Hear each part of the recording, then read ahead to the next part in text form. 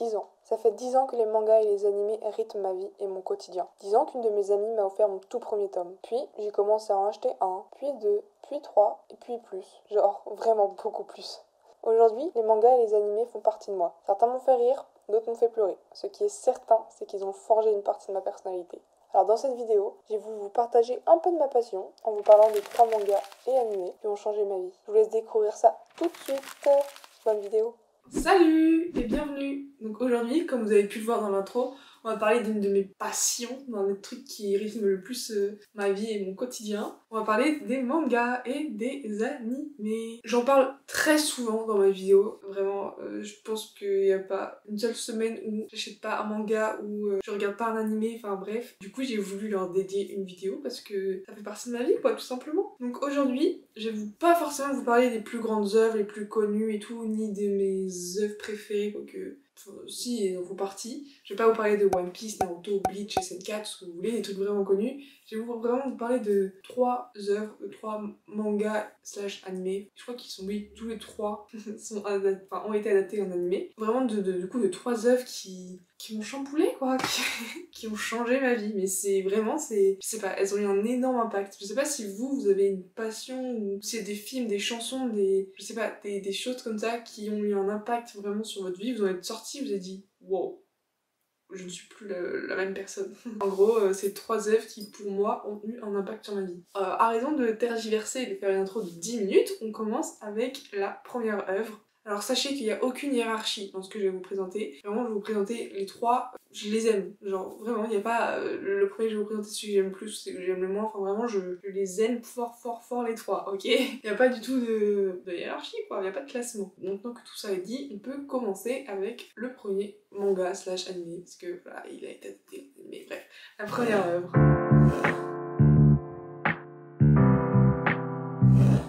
Alors, j'ai commencé par Death Note, en compagnie de notre chère Elle, pour les connaisseurs, vous l'avez peut-être reconnu. Pour Death Note, je pense que c'est l'œuvre la plus connue parmi celles que je vais vous présenter aujourd'hui. Comme je vous l'ai dit dans l'intro, c'est une de mes amies qui m'a offert ce tome pour mon anniversaire, quand j'étais en 6ème, je crois, ou 5ème. J'ai toujours aimé dessiner, j'ai toujours aimé les BD, j'ai toujours lu plein de trucs. Et du coup, à mon anniversaire, elle m'a dit « Ouais, j'ai lu ça et tout chez une de mes voisines, franchement j'ai adoré, je suis sûre que ça va te plaire. » Moi, je connaissais pas du tout les mangas.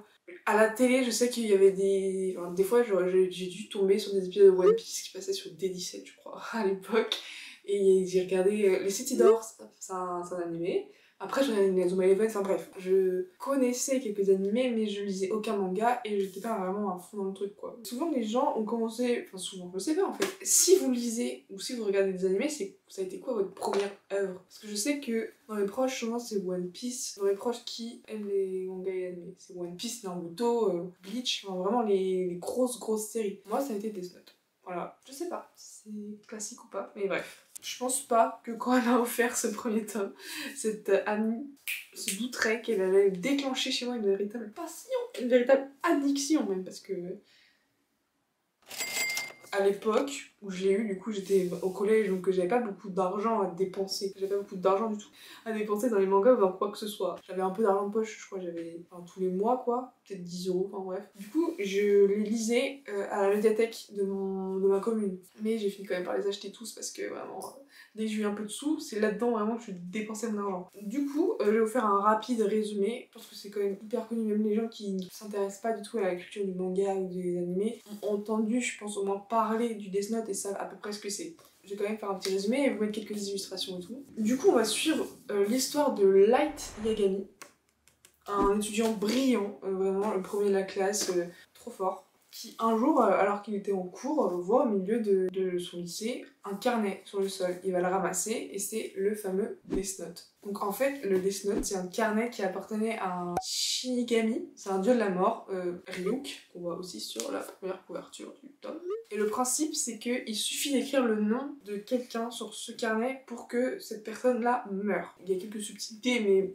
c'est expliqué dedans et ouais. Faut avoir le visage en tête et faut bien avoir le nom et le vrai prénom de la personne. Par exemple, si c'est un pseudo, ça va pas marcher.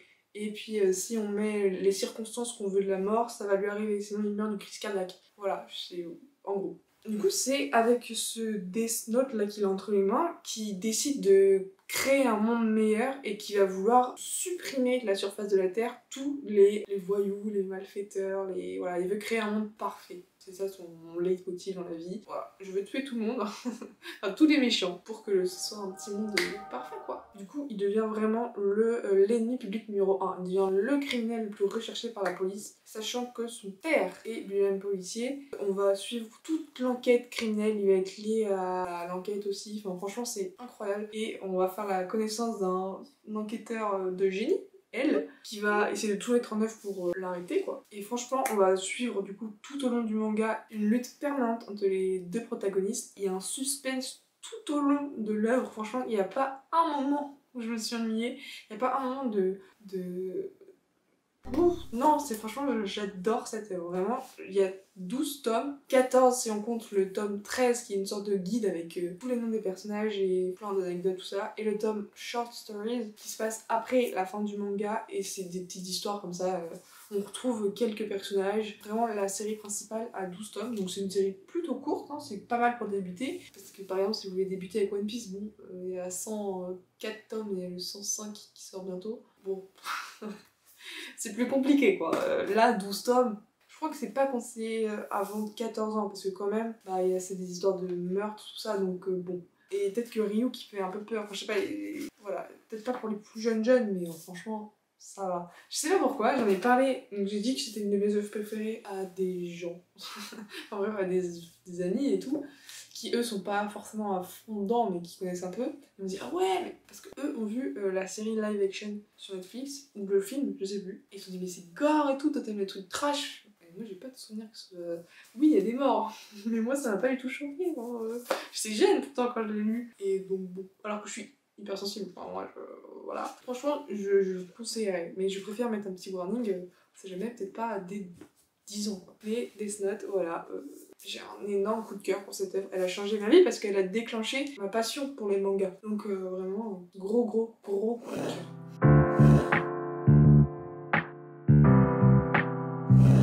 Maintenant, dans un tout autre registre, on va parler de Blue Period. J'ai aussi une petite figurine que je voulais montrer parce que elle est incroyable, elle est trop choupie. Focus. Voilà.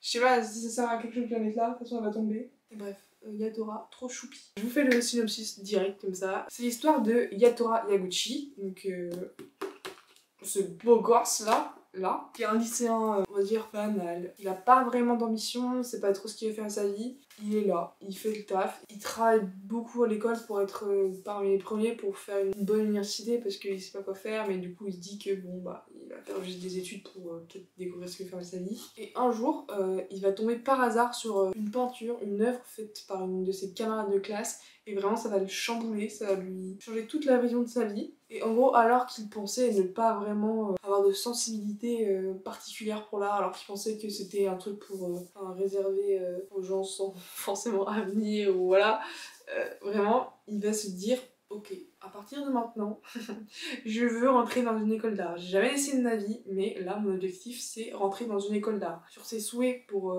par exemple, nous, c'est Parcoursup, bah lui, c'est un peu pareil au Japon, je sais pas trop comment ça marche, il a mis une université et c'est une école d'art. Il n'y a pas d'autre moyen, enfin il n'y a pas moyen qu'il fasse autre chose. Tout le monde au début et dans ses proches, ils ont mais qu'est-ce que tu... Non en fait bah non. Et il va se démener, il va se battre et tout pour réaliser son rêve en fait. Ce manga m'a vraiment profondément touchée. Déjà je le trouve magnifique, j'ai acheté le collector. Et ça c'est en gros pour vous montrer un peu les planches. C'est un artbook, mini artbook. Et pour vous montrer à quel point le manga est beau quoi.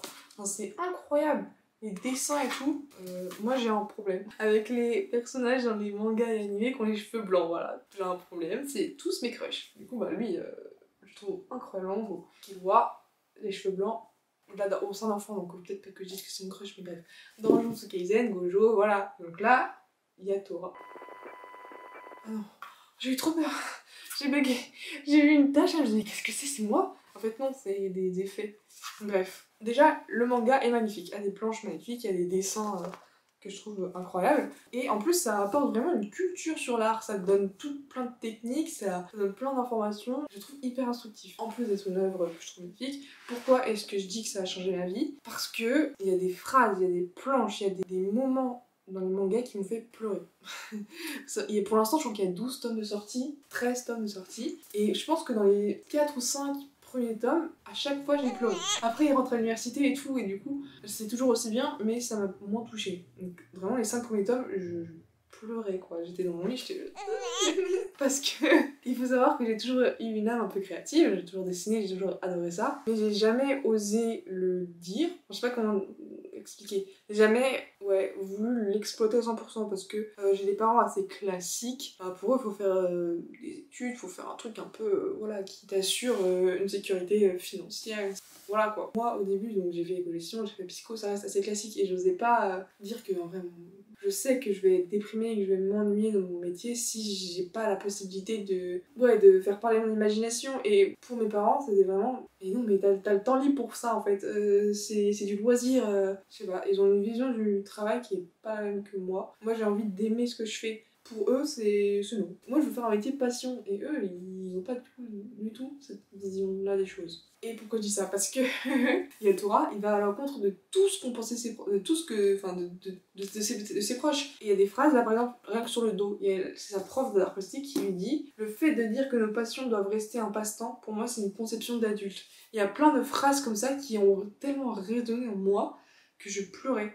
Et c'est après avoir lu, du coup, le premier tome, je crois, de ce manga. Je venais d'arriver à Lille, pour ma dernière année, enfin, ma dernière année, parce que j'ai pas continué le master, pour ma L3 de psycho. Je venais d'arriver à Lille, je me suis dit, bon, au début, je vais pas sortir parce que je vais connaître personne. Il me faut des mangas, donc avant de partir, j'ai commencé une nouvelle série, et j'ai acheté ça juste avant de partir, et j'arrive à Lille, je le lis, et je me retrouve seule dans mon studio de 20 mètres carrés, où il y a des souris qui puent et où je me sens pas très bien. Je lis ça et je me dis, mais qu'est-ce que t'es en train de faire, Lisa?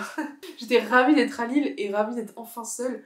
Mais je me dis, mais là, si tu continues en psycho, si vraiment tu continues là, tu vas être triste toute ta vie. Donc je me retrouve vraiment dans mon revue de carré à lire ça et à pleurer dessus. À dire, mais non, mais moi je veux être une artiste.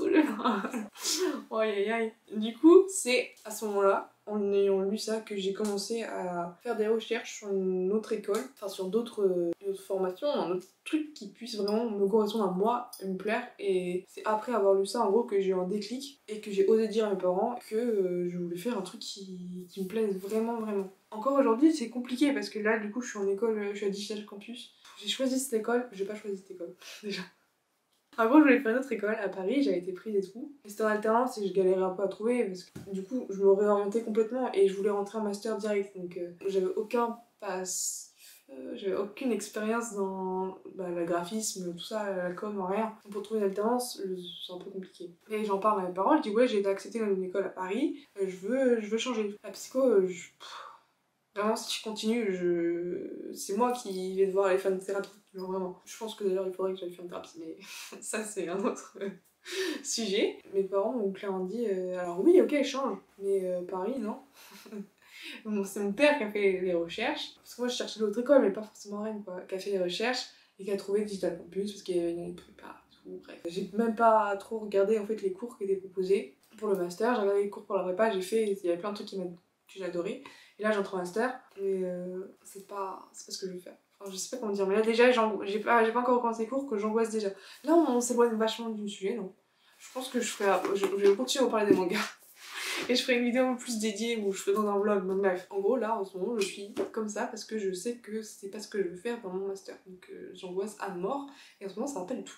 Bref, tout ça pour vous dire que Blue Period, c'est incroyable. Vraiment, c'est une leçon de vie.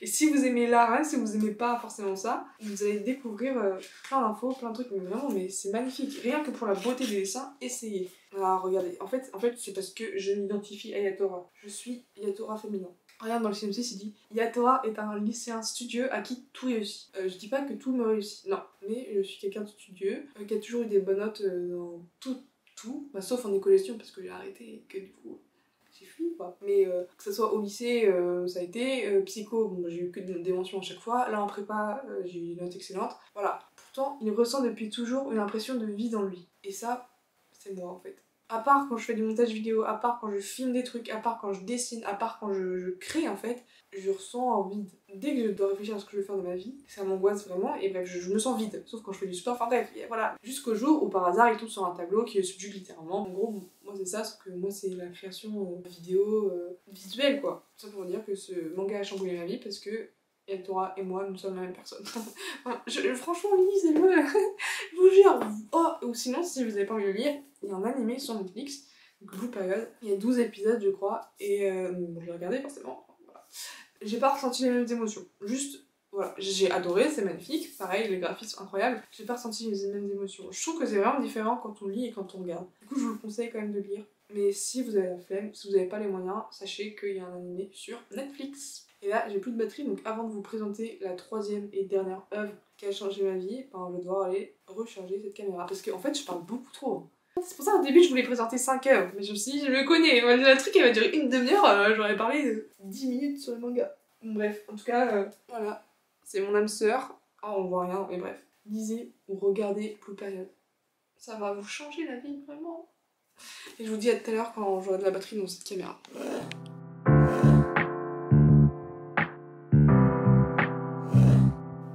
Ma caméra est chargée, on peut continuer. Bon, du coup, last but not least, attention, roulement de tambour, Ranking of Kings. Et j'ai mis pour l'occasion, oulala, c'est très mamie, mon badge Boji, que j'avais eu à une animation chez Japanime. J'avais gagné, donc j'ai eu un badge. J'en ai eu 2. Ranking of Kings, vraiment, je sais pas si vous y attendez à celle-là, mais étant donné que c'est mon fond d'écran, là, et toujours là, depuis genre, tout le temps, depuis longtemps, c'est pas une grande surprise. Ranking of Kings. Comment parler de cette œuvre incroyable, qui pourtant, franchement, ça paye pas de mine. Au niveau graphisme et tout, c'est pas très beau. Je vous préviens, c'est moche. En tout cas, le manga. Mais l'animé, moi j'ai trouvé ça, enfin, les couleurs, l'ambiance, les dessins, tout est incroyable, tout est touchant, tout est trop mignon. Mais ça a l'air comme ça un peu enfantin parce que c'est un petit garçon, un petit Boji quoi. C'est du coup avec ce que je disais, des dessins un peu enfantins, des couleurs très pastel, très mignon, en fait tout a l'air très mignon, du coup ça a l'air un peu pour les enfants, et d'être un truc, je sais pas, qu'on prend à la légère, mais vraiment, ne vous laissez pas berner. Premier épisode, j'ai pleuré, mais vraiment, j'étais dans mon lit, j'étais waouh. Je me souviens, c'était une période où j'étais à Lille, après j'en ai parlé parce que, ouais, je prêche la Boji suprématie à qui veut bien l'entendre, vraiment c'est Boji, team Ranking of Kings, jour et nuit. J'en ai parlé à une de mes amies qui regarde aussi un peu d'animé et qui aime bien les mangas, et je la tanne depuis longtemps pour la motiver à regarder Ranking of Kings. Et elle a regardé un épisode, elle m'a dit « Oh c'est bizarre !» Oula. Ah non, elle est pas dedans. Elle m'a dit, mais je pense que toi t'as adoré tout parce que c'était une période de ta vie où t'allais pas très bien et du coup tu t'es identifié à Boji et tout. Et c'est pour ça que machin. J'ai fait oui, en vrai c'est sûr. Ça m'a réconforté, genre ça sortait tous les jeudis et je savais que c'était mon moment à moi, mon moment safe place, vraiment. Ranking of Kings c'était toute ma vie. Enfin non, mais j'abuse, mais bref. J'ai adoré retrouver Boji et je me suis rarement autant attachée à un personnage. Mais je pense que ouais, comme elle disait, c'était parce que c'était une période un peu tristoune. Mais bref, en tout cas, synopsis. Boji, le petit gars là, trop choupinou, c'est le fils de Boss, un roi vraiment réputé et connu pour sa force herculéenne, genre c'est un géant. Il a construit son royaume grâce à la force de ses poings et franchement c'est un badass. Et, sauf qu'il est malade, il va bientôt mourir, donc Boji est censé être son héritier et prendre sa place. Sauf que ce petit gars, il est sourd et il est muet et il fait vraiment genre, je sais pas quelle taille il fait, peut-être 1 mètre, je sais pas, mais il est vraiment tout petit, trop mignon, j'adore. Et du coup, c'est assez compromis quoi. Il se fait vraiment bully par tout le monde, genre personne ne le prend au sérieux. On va le suivre un peu dans l'apprentissage de la vie. Enfin, il va vraiment passer par plein d'épreuves, on va essayer de le tuer, on va vraiment essayer de le descendre, lui dire mais t'es nul. Et lui, il garde toujours le sourire, vraiment. Il est toujours hyper optimiste, tout ce qu'il veut c'est aider les gens et être hyper gentil. Et on va le suivre dans toutes ses aventures avec son copain Ombre, Cage, là, qui lui aussi a une vie éclatée. Hein. C'est le dernier survivant du clan de l'ombre, des assassins et tout, et toute sa famille a été tuée, bref. Et les deux là, on va les suivre les deux là à travers leur périple. Franchement, c'était vraiment incroyable. Et ça a changé ma vie. Bon, en vrai, j'abuse un peu, mais ça a changé ma vie parce que vraiment, pareil, je me suis jamais autant attachée à un personnage. À chaque fois, j'ai l'impression de passer pour une psychopathe parce que c'est un enfant, et genre dans les premiers épisodes, c'est un gosse en slip, quoi. Comment résumer Boji? Un enfant qui pleure en slip. Donc c'est un peu bizarre. Mais j'adore, regardez s'il vous plaît. C'est incroyable. Je vous encourage à plutôt regarder l'anime. Autant pour Blue Period, j'ai ressenti plus d'émotions en lisant le manga qu'en regardant l'anime. Autant pour Ranking of Kings, c'est l'inverse. Parce que, ouais, là quand même les dessins, ils me... ils me trigger un peu. Genre, c'est vraiment pas très beau. Alors que l'anime, franchement, je le trouve magnifique. Enfin, moi, c'est un style que j'aime bien. Ça va vraiment différent de tout ce que j'ai pu regarder avant, mais je trouve ça très très beau. Si vous voulez faire une idée là-dessus, partez plutôt sur l'anime, je pense, que sur le manga. Quoique là, il est quand même trop choupinou. Là, Boji. Que je disais, il est en slip. Bon. Mais, s'il vous plaît, regardez. Du coup voilà, c'était les 3 mangas qui ont changé ma vie, ou du moins qui ont eu un grand impact sur moi et qui, quand on me demande mes œuvres préférées, elles me viennent très facilement en tête. Je sais pas si voilà, je crois que je vous ai déjà posé la question, mais je sais pas si vous avez une passion comme ça qui vous fait vibrer au quotidien, ou si vous êtes fan de mangas et d'animés. Du coup dites-moi à vous, quels sont vos mangas, animés, safe place, ou vos œuvres favorites. Débattez si vous avez vu ou lu certaines de... je pense qu'en vrai Death Note, vous laissez. Mais si vous avez vu Ranking of Kings, déjà dans le cœur, Blue Period, ou je sais pas, et que vous voulez en débattre en commentaire, n'hésitez pas. J'espère que cette vidéo vous aura plu. Ça m'a fait plaisir de parler un petit peu plus de ma passion et de partager ça avec vous. Enfin, voilà quoi, c'était une petite vidéo blabla qui change un peu d'habitude. N'hésitez pas à vous abonner si vous voulez me suivre, à mettre un petit like si ça vous a plu. Et je vous fais des gros bisous et je vous dis à la semaine prochaine. À bientôt. Et regardez Ranking of Kings. You may think that I know too much, but no, it's never too much.